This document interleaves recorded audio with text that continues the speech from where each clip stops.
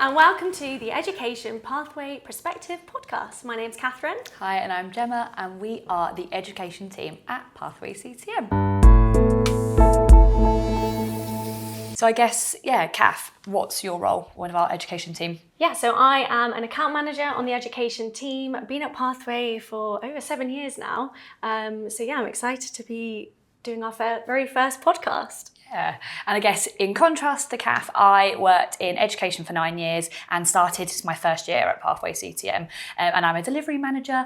So I work alongside Catherine, do a lot of delivery in schools with councils, career hubs. We get to travel around and it's great. And our first podcast, and I guess the purpose of our podcast is going to be us sharing best practice, what we've learned from all of the different projects that we've had across the year, thinking about the impact of key information and how that impacts even the projects that we're working on, introducing guests as well, which is very exciting to share from an education standpoint. So apprentices, people who've worked in education or with employers for a while as well, and really just thinking about that actually it is all about whatever is the right pathway for the student. I guess we're going to reflect back, as this is our first one, we're going to reflect back on 2025 and kind of what the key takeaways were for you. And obviously I wasn't here at the beginning of this year, so it is all about kind of what you know. Kath, would you be able to start us off? Yeah, so January, big focus on UCAS deadline with the students. But for us, we delivered some online sessions during National Apprenticeship Week. So with some of the careers hubs, we streamed into classrooms for morning assemblies, year 7 all the way up to year 13, introducing local employers for them to talk about their, who they are, their opportunities and what they can offer students. I think where we're talking every day about apprenticeships, we often take for granted that students don't really know much about apprenticeships. And teachers as well. Of course, yeah. Actually. So it's a great way to reach multiple students and teachers all in one, for them to be more informed about apprenticeships and, of course, what is local to them, what opportunities they can do. And I think what I've learned about with the different virtual events that we might be doing is actually you reach like 600 students in one go, right, from the National Apprenticeship Week this year, which is incredible, really, when you think about it. And it was all local, and the level of impact that had, it was so well received. Yeah, definitely. So we did that in the morning for schools, and then in the evening it was inviting parent and carers, because again, there needs to be, a lot of myth busting around apprenticeships for parents and carers, bringing them in on that journey so then they can help their young person if that is a route, that they're looking at pursuing after school or college. Yeah. And it's up-to-date information, and I think with the landscape of careers, it's always changing, isn't it? So it's not about doing that once, it is about that level of consistency.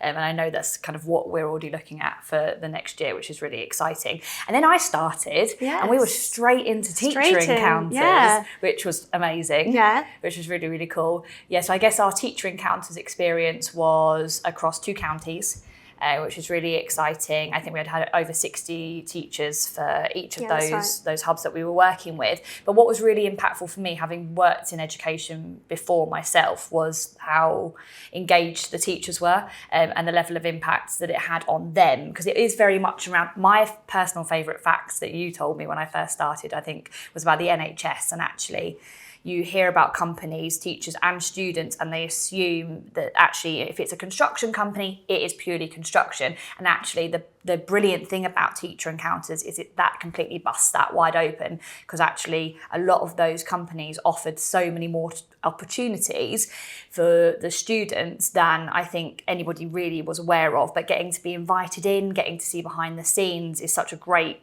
chance for teachers to learn more, and then also go back and speak to their students about it.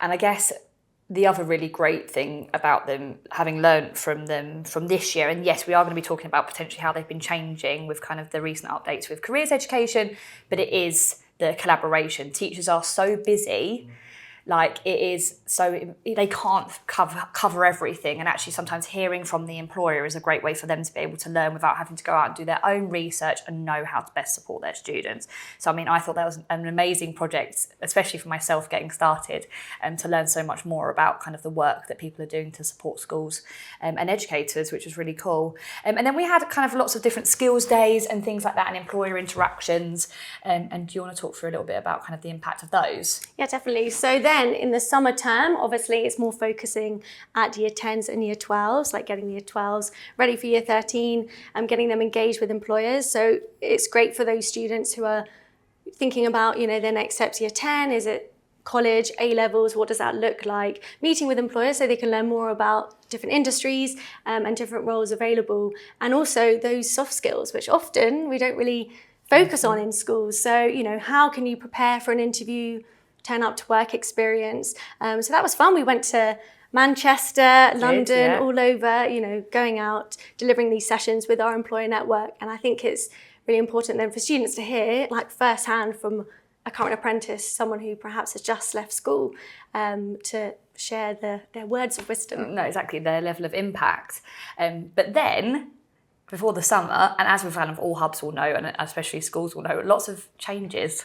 Yes, definitely. Brought in. And I think as somebody's joining this space, as working with Pathways CTA, it was a bit of a baptism of fire, I think, for people, wasn't it? Everyone was we're very stressed about it. So we know that the EqualX framework was brought in as in like a pilot for this year and then kind of ongoing, and kind of what that means in terms of impacting the delivery. So I've got kind of the overarching objective of EqualX. So EqualX is a framework made up of a set of progressive learning outcomes underpinned by learner level objectives to support high quality, meaningful work and experiences. So we had introduce and inspire, investigate and explore, and apply and demonstrate.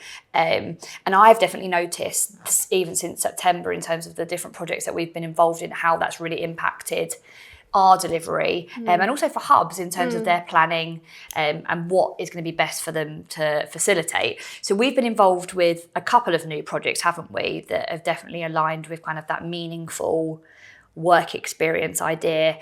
One, obviously, for younger years, and I think historically careers education has always aligned with year 10 upwards, and actually with the new EqualX framework, it's been really important for us as a delivery partner to think about, okay, how are we supporting those younger students as well, as we're seeing a lot more work experience kind of needing to be kind of brought to light at an earlier stage. So we had one project, it was a pilot project, and it was incredibly lovely to be kind of take part in, but lots to learn from that. Was about like, how do we make virtual interactions work, getting employers involved, and it was about getting the students from year 9 in advance of their work experience to feel prepared. So like you said, thinking about those soft skills so they understand why it's relevant, and those technical skills as well, those power skills, thinking about how do they interact with an employer? Because actually sometimes we're teaching them how to interview, but do they know what they're wearing? And do they know how to go in? Do they shake their hand? Do they have that level of eye contact? So there was a lot around that as well. And it was about like projects in the workplace, and undertaking a task and thinking about what might be involved in like a holistic view of a career. Because I think sometimes it is, CV, application, job interview, but actually we want students to feel really prepared.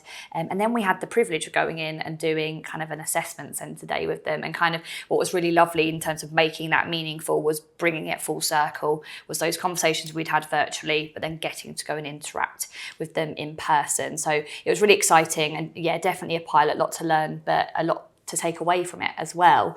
And then we mentioned teacher encounters earlier, but actually that's changed as well, hasn't it? A little bit different than this year. So we're incorporating students now with those encounters. So of course teachers will still go in, have their encounter with the employer. However, the next part to that is involving the students, which I think is really important. Now help the teachers out, because then, they can physically be like, look, come and see the employer, see for yourself. And of course that first day with the teachers are able to then map out, give advice guidance, to the employers, so they can really bespoke that day and make it worthwhile for those students. And like you said, make it as no one knows those students better than the teachers who work with them, and it's giving that guidance, isn't it? And I think, like you said, education, teachers are so busy, and like we all acknowledge that. I know, but they're so busy. Like actually this new open doors aspect of the teacher encounters is even better for them. They're not having to go away and facilitate and contact those employers and build it themselves.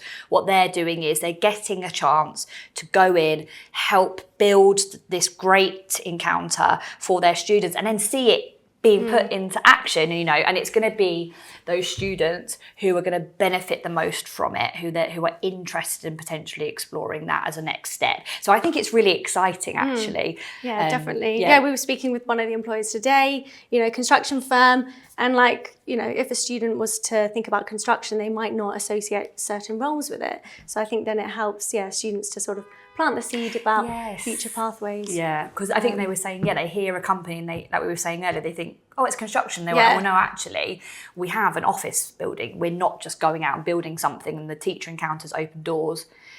Like the way that's now being set up is such a good way of opening up, teachers, students, parents' eyes to the wealth of opportunities available in their local area. Yeah. And so, I guess this is our first one. So we're kind of going to keep it short and sweet, and we'll go into kind of, what we're looking forward for the next podcast that we'll have coming out. But I also think, recording this in December, what knowledge do teachers and students need the most going into 2026, do you think? Well, I guess because we're talking a lot about apprenticeships, of course, it's focusing on those students who are applying. UCAS deadline coming up, end of Jan, and that's when teachers often come to us and say, I've got a group of students who, they're a bit unsure their next steps, they might do an apprenticeship, but they haven't started. So I guess for students listening, it's not too late to get those applications in. It's just about teachers perhaps grouping those students, whether it's directing it to Pathway CTM, local opportunities that they are aware of, and making sure that those year 13s are prepared really, before they get their heads down for exams. And then of course for the younger years, it's work experience, isn't it? Yeah, it's getting them prepared. It's like not overburdening them at one age with like spreading out that careers education. Like you said, we are quite often, and I noticed this like last year, people come in summer and think, well, actually, I've decided that option isn't for me anymore. And actually, apprenticeships are, like we know, incredibly competitive, and actually they're still going to be opening. It's not, you haven't written that off yet if you're coming up to the Christmas holidays. There is still going to be a chance to apply. So I think, like you said, it's going to be thinking about National Apprenticeship Week, National Careers Week, exploring those opportunities, making sure you're prepared, doing your research, and reaching out for support from, there's people who are able to do that for you, whether that's at school, that's delivery partners. But making sure that you're finding the right pathway for you. And also remembering, and I think we were saying this earlier, that yes, the options that the students are going to choose at the moment are important, but they're not going to be stuck there for 50 years. It is about them exploring. It's about them finding the right opportunity for them and knowing that actually they're gaining that qualification to then go and support themselves elsewhere. So I think main takeaways would be, prepare for apprenticeship deadlines, UCAS deadlines, doing your research and reaching out for support if they need it most. Setting the scene for what we're hoping, this is a very short, brief interlude into kind of who we are, what we do, is, I guess going to be sharing best practice. We're very privileged to get to work with some amazing partners on the variety of different projects. So we're often learning a lot and seeing insights into what works well. And then we want to be able to share that with you guys who are watching. Guess showing insights and concerns from teachers and students. Any challenges. I know, obviously, mentioned apprenticeships quite a bit. I was on a webinar the other day, and it's just teachers unaware of what is out there. So how can we offer that level of support, I guess. And we're I guess from the standpoint that we're at, we're privileged enough to get the crossover between employer and education, and what better place to be to share the insights that people want. So that's going to be the plan for us. The impact of key information, we've already mentioned the EqualX framework and the impact that's even had on us as delivery partners, let alone, obviously, I know it's had a big impact on hubs, councils, schools. So we want to be able to share that with you guys as well. I guess also get to share insights and opinions from some guests that hopefully we'll be having on that you guys will find really interesting. But we're looking forward to it. We hope you, I guess, enjoyed our first Education Pathway Perspective podcast. And we look forward to doing another one for you soon.